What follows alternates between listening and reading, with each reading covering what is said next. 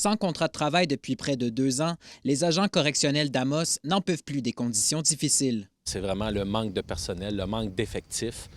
Ça fait en sorte que l'employeur utilise le temps supplémentaire obligatoire à outrance. C'est pratiquement à tous les semaines, tous les jours.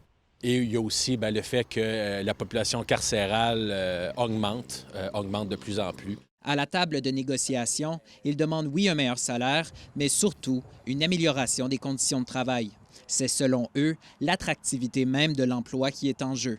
Parce que oui, il y a le temps supplémentaire obligatoire, juste pour pouvoir tenir la prison debout, fait en sorte qu'il y a l'épuisement des agents correctionnels. Certains agents partent en arrêt maladie pour toutes sortes de raisons. Et tout ça fait en sorte que c'est un cercle vicieux, dans le fond. C'est plus que ça va mal, moins qu'on a d'agents, moins qu'on a d'agents, plus que ça va mal.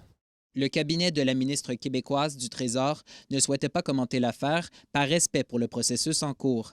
Mais l'instance gouvernementale affirme tout de même avoir conscience des enjeux dans les centres de détention et que l'objectif dans les négociations est notamment d'améliorer les conditions de travail des agents.